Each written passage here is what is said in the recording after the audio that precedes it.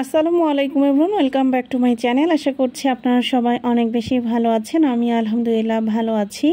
তো এটা ছিল গিয়ে ঈদের তৃতীয় দিন। তো সকালবেলা ঘুম থেকে উঠে এখানে গরম গরম পরোটা সাথে গরুর মাংসের একদম ভুনা ভুনা, এটা খেতে কিন্তু দারুণ লাগে। আপনাদের কাছে কেমন লাগে অবশ্যই কিন্তু কমেন্ট করে জানাবেন। কুরবানির ঈদের এই একটাই মজা।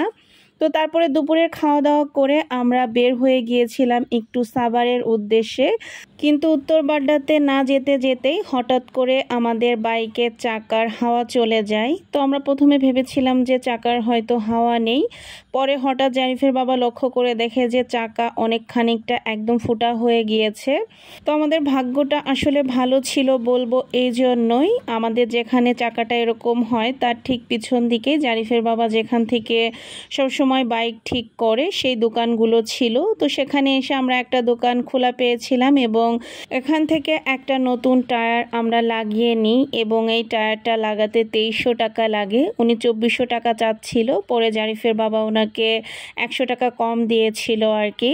আমরা গাজীর টায়ারটা লাগিয়েছিলাম। তো আসলে বিপদের কারণে উনি হয়তোবা একটু বেশি নিয়েছে, জারিফের বাবা বলতেছিল হয়তোবা 200-100 টাকা উনি বেশি নিয়েছে, তবে কিছু আসলে করার ছিল না। তো তারপরে আমরা বিসমিল্লাহ বলে সাভারের উদ্দেশ্যে এখন রওনা দিয়ে দিয়েছি।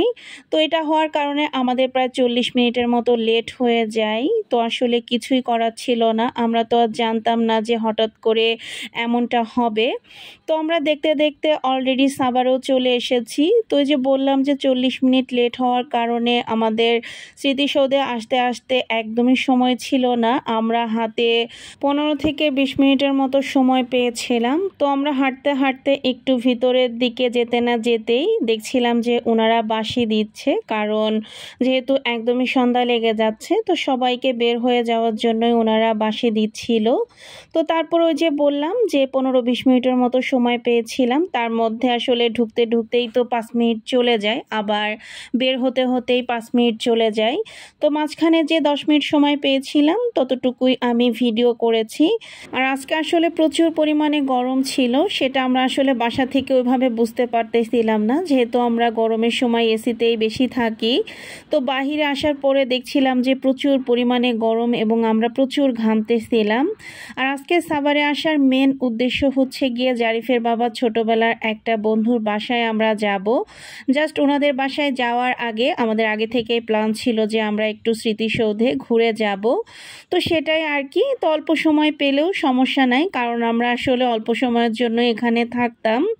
আর এদিকে জারিফ বেলুন কেনার জন্য কান্নাকাটি শুরু করেছে। সে বারবার বলছে যে সে একটা গ্যাস বেলুন কিনে এখানেই উড়িয়ে দেবে।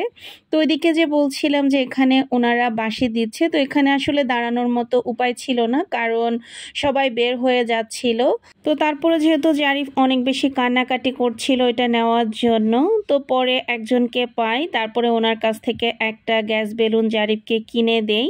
তো জারিফ এটা নিয়ে বোধহয় 5 মিনিটও ছিল না। পরে যখন আমরা বাইকের কাছে আসি তখনই জারিফ এই বেলুনটা ইচ্ছা করে উড়িয়ে দেয়। আর আমি আসলে আগে থেকে ওকে উড়িয়ে দিতে বলছিলাম এই জন্যই, কারণ এটা যদি বাই চান্স এমনিতে উড়ে যায় বা ফেটে যায় তাহলে জারিফ অনেক বেশি কান্না করবে। তো ওই জন্য জারিফকে উড়িয়ে দিতে বলেছিলাম। আর এই যে জারিফ কিন্তু বেলুনটা ইচ্ছা করে উড়িয়ে দিয়েছে এবং সে এটা করে অনেক বেশি আনন্দও পেয়েছে, তাই আপনাদের সাথেও একটু শেয়ার করলাম। বাচ্চাদেরকে মাঝে মাঝে কিন্তু একটু ওদের মতো করেও থাকতে দিতে হয়। তো যাই হোক, এখন আমরা জারিফের বাবার ফ্রেন্ডের বাসায়ও চলে এসেছি। আসার সাথে সাথে ভাবি এখানে আমাদেরকে শরবত দিয়েছে। আর আমরা এই ভাইয়াদের বাসায় আসতে আসতে আসলে একদমই সন্ধ্যা পার হয়ে যায়। তো জারিফের বাবা আবার এখানে একটু ফ্রেশ হয়ে নিচ্ছিল। আর এদিকে ভাবি তো আমাদের অনেক ধরনের নাস্তাও দিয়েছিল। তো সেই নাস্তাগুলো আমরা খেয়েছিলাম মাশাআল্লাহ খুবই মজা করে। তবে এখানে আসলে খুব বেশি সময় থাকতে পারিনি, কারণ যেহেতু আমরা অনেক দূর থেকে এসেছি। তো ভাইয়া ভাবি আসলে রাতে খাবারের জন্য বারবার বলছিল, তো আমরা আসলে বেশি রাত পর্যন্ত অপেক্ষা করতে পারিনি। জাস্ট নাস্তাটা খেয়ে আমরা ওনাদের বাসা থেকে বের হয়ে যাই। তো ভাবিদের এটা নিজেদের বাড়ি, এখানে ভাবিরা 5 তলা কমপ্লিট করেছে, আর উপরে মেবি 2 তলা হবে, এবং এই বাসাটা ভাবি নিজের মতো করে সাজিয়েছে। তো বের হয়ে যাওয়ার সময় একটু ভাবির বাসাটা দেখছিলাম। আর ভাবি মাশাআল্লাহ দিলে অনেক পরিপাটি, অনেক পরিষ্কার আর অনেক সুন্দরভাবে বাসাটাকে সাজিয়ে রেখেছে। এটা আমার কাছে ভীষণ ভালো লেগেছে। আর এটা ছিল ভাবির বেডরুম। আর আপনারা ভিডিওতে যে ভাইয়াটাকে দেখতে পাচ্ছেন উনি হচ্ছে জারিফের বাবার ছোটবেলার বন্ধু। ওনাদের বাড়ি আর আমার শ্বশুর বাড়ি একদমই কাছাকাছি। আর ভাইয়া আমাদেরকে আসলে অনেক দিন থেকে আসতে বলে, প্রায় 2 বছর আগে থেকে উনি আমাদেরকে আসতে বলছে, এখানে আসবো করে আর কখনো আমাদের আশাই হয়নি।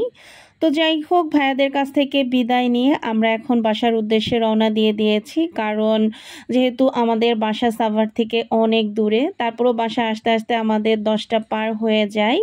তো আজকের ভিডিওটা আপনাদের কাছে কেমন লেগেছে অবশ্যই কিন্তু কমেন্ট করে জানাতে ভুলবেন না। সবাই ভালো থাকবেন, সুস্থ থাকবেন, আমাদের জন্য দোয়া করবেন। আল্লাহ হাফেজ।